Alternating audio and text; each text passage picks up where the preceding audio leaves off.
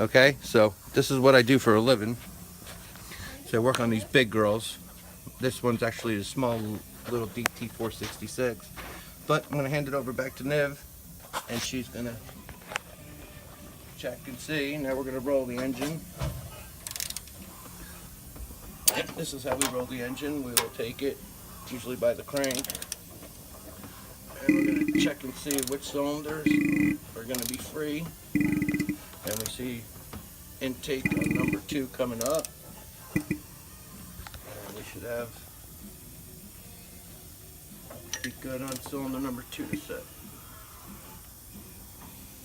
So that's cylinder number 2. Intake, get your feeler gauge. Let's go in here. We're a little tight, so loosen the jam nut. Back it off. Make sure feeler gauge fits in there nice and snug, not too tight, not too loose. And that's what, tighten it up.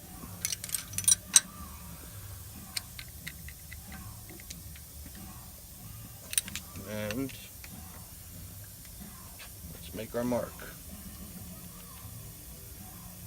Okay, well then let's do one more for you guys. Let's see which other ones we have that are nice and loose. We got intake on number 2, and we have exhaust on number 4. We're going to do at the same time. And actually that one's just right. I normally don't need redo them if they're just set just so perfect, which that one is. So we have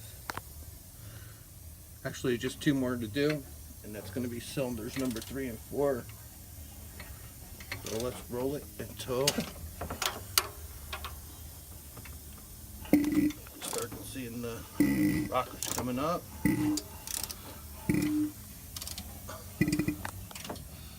And check our free play on, check and make sure we have play in the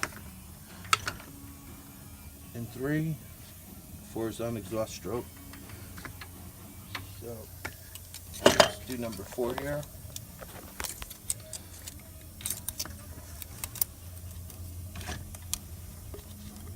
And that's actually just a little bit too loose. So let's loosen. Take your screwdriver.